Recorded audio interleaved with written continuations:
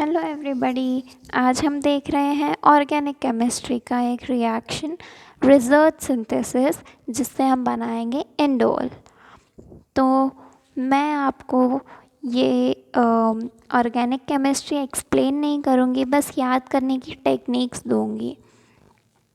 तो सबसे पहले तो हम ले रहे हैं यहाँ पे, पहले एक बार आप पूरा रिएक्शन देख लो। ऑर्थोनाइट्रोटोल्यूइन ले रहे हैं, उसमें ऐड कर रहे हैं डाईथाइल ऑक्जेलेट और यहाँ पर C2H5ONA का यूज़ कर रहे हैं। तो क्या हो रहा है कि ये सब कुछ कंबाइन होकर हमें 2 कीटो ईस्टर मिल रहा है। तो सबसे पहले तो रिजर्ट को हमने कंपेयर किया है एक रिसॉर्ट के साथ और टोल्यूइन ऑर्थोनाइट्रोटोल्यूइन। तो ऑर्थोनाइट्रोटोल्यूइन कैसा लिया है हमने, एक टोल्यूइन है जिसके पैर में दर्द है, पैर यानी कि ऑर्थो में दर्द है, यानी कि ऑर्थोटोल्यूइन तो बन गया। अब नाइट्रो की बारी। तो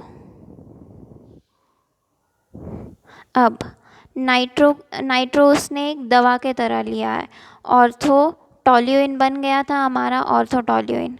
अब उसने नाइट्रो क्यों लिया, क्योंकि उसके पैर में दर्द था, तो ऑर्थोनाइट्रोटोल्यूइन बन गया, मतलब पहला कंपाउंड हमारा। अब दूसरा, और अब वो रिसॉर्ट में आया है, रिजर्च सिंथेसिस यानी कि रिसॉर्ट में आया है। तो रिसॉर्ट में आया है तो वो कुछ तो खाएगा, तो वो वेटर से क्या मंगाता है, 2 इथाइल वाला ऑक्जेलेट मंगाता है वो। अब ऑक्जेलेट क्या है, बहुत ही एक ड्रग की तरह है, उससे बहुत नशा हो जाता है। 2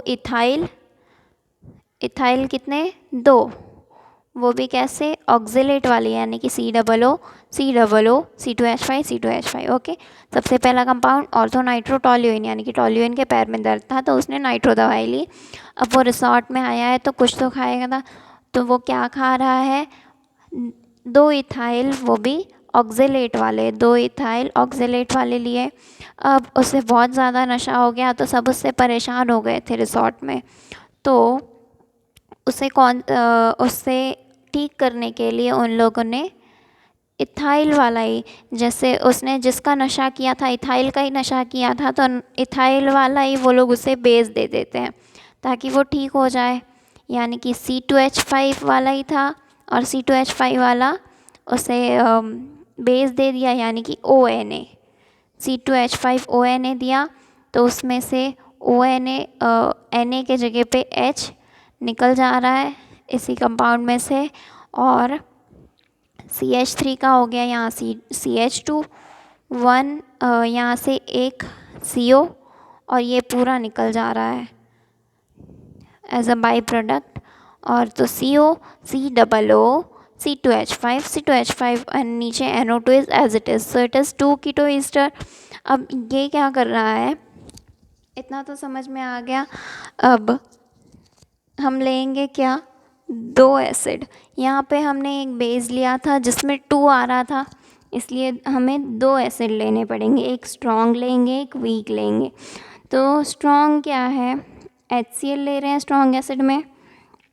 अब लेंगे हम 2 एसिड, एक स्ट्रॉन्ग तो दूसरा वीक, और उसके बाद क्या होगा वो बाद में बताते हैं। पहले यहाँ देखो, स्ट्रॉन्ग वाला ले लिया और ये वीक वाला, स्ट्रॉन्ग HCl, दूसरा Zn glacial CH3 COOH okay. अब इसमें क्या हो रहा है, ये पहले HCl था तो उसमें से H यहाँ रिप्लेस हो गया, एंड यहाँ पे O2 था, तो O2 वाला क्या करता है, O2 हटा के यहाँ पे H2 ला देता है ओके। नेक्स्ट, ये दोनों तो बेसिक रिएक्शंस हैं हमारी कि इसमें से साइक्लाइजेशन हो रहा है, इसमें ये सारे C मिलकर एक साइकिल बना दे रहे हैं, यानी कि इंडोल 2 कार्बोक्सिलिक एसिड, ये COOH बाकी रह गया, सो वो यहाँ पे COOH में आ गया, और ये दोनों कार्बन क्या कर रहे हैं, एक साइकिल फॉर्म कर दे रहे हैं। अब इसमें से हमें तो चाहिए इंडोल, यानी कि कार्बन डाइऑक्साइड हमें हटा देना है यहाँ से, इसलिए हम करेंगे यहाँ पे डीकार्बोक्सिलेशन, उससे क्या होगा, CO2 रिमूव। तो होप आपको ये हेल्पफुल लगा हो, थोड़ा सा भी याद करने की टेक्निक आपको अगर यूज़फुल लग रही हो तो आप ये इसका स्क्रीनशॉट ले सकते हो और इस तरह से याद कर सकते हो। जैसे कि मैं जब बीएससी कर रही थी तो मुझे ये सब रिएक्शंस याद नहीं रह रहे थे, तो मैंने ऐसी ट्रिक्स करके याद किया है सारा ऑर्गेनिक केमिस्ट्री। अगर आपको ऐसे और वीडियोस चाहिए तो प्लीज़ लेट मी नो कि कौन से टॉपिक पे चाहिए, कौन सी रिएक्शंस पे चाहिए, तो I will upload such more videos. Thank you so much, bye bye.